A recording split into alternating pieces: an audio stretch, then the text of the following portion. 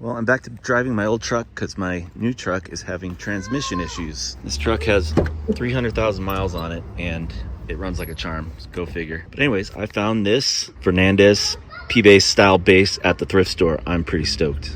Hey, it's Aaron. I wasn't planning on doing another guitar video, but I found this Fernandes P-Bass copy, I believe from the 90s. I've been on the Fernandes forums on Facebook and they're pretty funny actually. Trying to date these is not easy, but this thing feels awesome and I want to fix it up and play it as soon as possible. Doesn't seem like it needs a ton of work, so I'm not going to pull it apart completely. I think I can get this done pretty quick. The only major issue is this tuning peg here is quite bent, so I want to get that fixed up first, get this cleaned up, get some new strings on there, and see how it sounds. It also came with a fender strap, which is cool.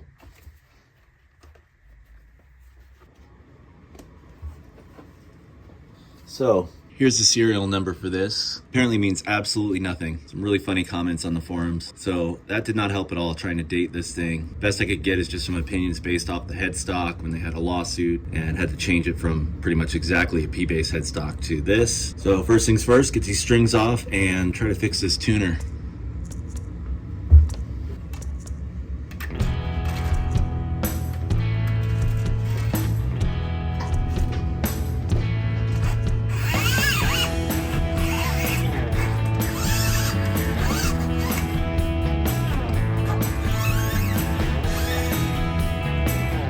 The whole thing a bit of a cleanup first. Bit dusty. So we'll use some wood conditioner on this fretboard.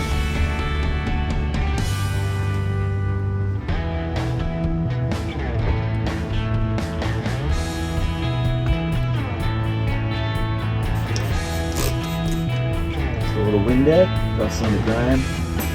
Somebody on the forum said this was a 1995. Didn't explain why. That's the closest I've got, so I'll go with it. A little bit cheaper hardware than you get on a Fender P-Bass. That's fine. It doesn't have any rust, so save me that step. Don't have to pull these off again. That was a bit of a hassle last time. This one was made in Japan. I think they did ship some overseas at some point to China or Taiwan. But apparently this one's made in Japan and seems pretty well built for the most part. The tuners aren't as nice as the Fender P-Bass, but they do the trick. Other than this guy. A little wood conditioner. Oh, nice.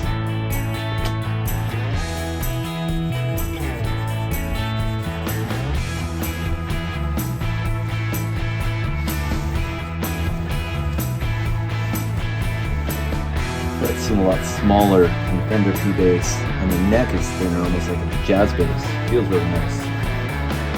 Get this tuner off and fixing, hopefully. Tell my patience I'm not an all-time high today. I just want to get this done. Okay, one really bent tuner off. Don't know how they did that. It's intense. You want to take the neck off, just check it out.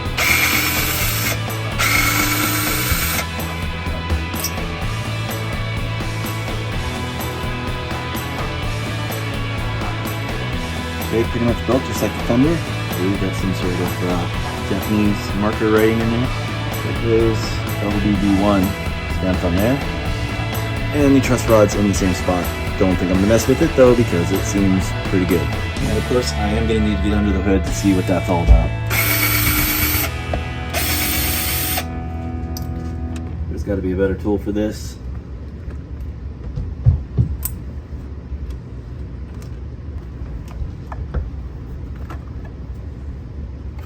Alright, there we go. So solid build body. Pickups look like they're in really good shape. So I'm not going to pull those out or mess with anything at this point, just clean it up a bit. I want to say from what I was looking up, these were solid body alder, but I haven't confirmed that yet.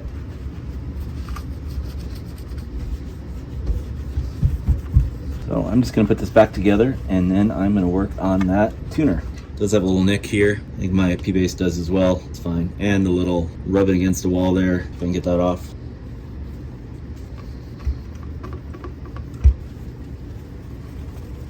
I don't think I'm even gonna polish this one. It's looking pretty good.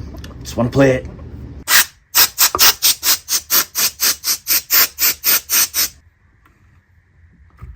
Let's get you back on.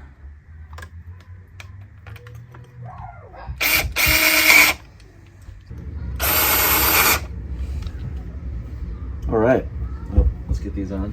All right, lost a screw on the knob. I don't know if you even have one. Well, I might need to get one of those. It's on there pretty tight by itself.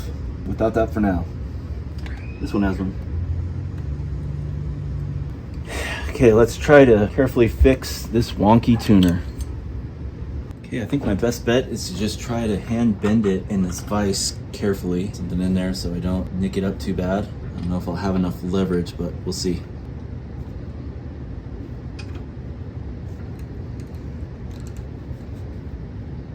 Oh, muscles.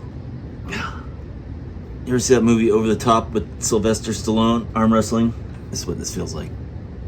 Please don't break under my extreme strength. How far do I want to push my luck here? All right, that looks pretty straight. Yeah, pretty good. I'll take it.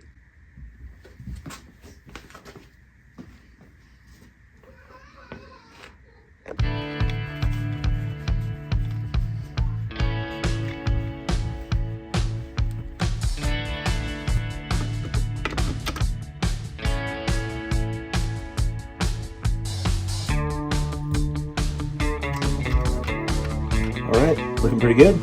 So far it's turning out to be a pretty stress-free project. Unite the neck with the back. It's the back plate. We love Japanese-made products.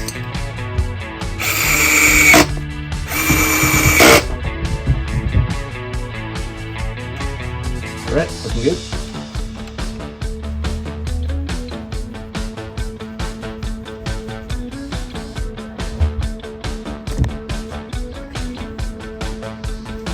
Get some strings on there. In the last video, I was told in the comments that I should do flat wound. I've never used flat wound, but I forget your name, but I'm gonna take your advice and give it a shot. One bass with flats and one with rounds.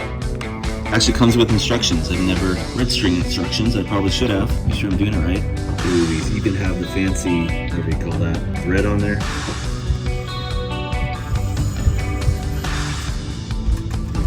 Feel nice. Better be fancy, they're more expensive. To me, they always sounded a little dull, but I think that's kind of the trend right now, especially for finger playing. I was always a pick player, or plectrum if you're in the UK. In real time, this is taking me about 2 hours just to swing. You have to note somewhere, you have to really feel.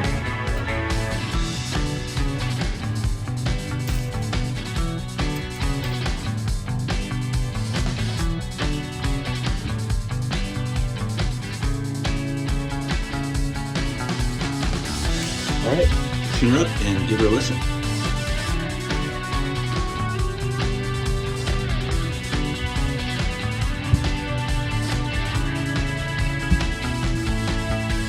Okay, I have to admit, I really like the flat wound string. Shout out to Wound Jake, who on my previous Fender video told me I should have put flat wound on there.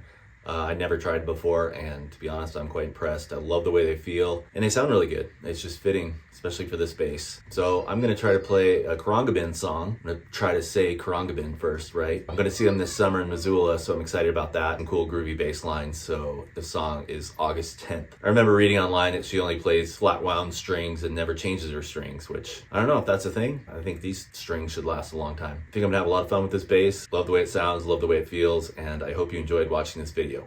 Also, during the making of this video, I did get to see the Northern Lights for the first time, or Aurora Borealis. I could see them right from my house. It was pretty incredible. You can't see it as in depth as you can through the camera with your eyes, but here are some pictures that I took during that time, and that was an exciting thing to check off my list. At this point, it became almost impossible to focus with the children distraction, but eventually made it through it.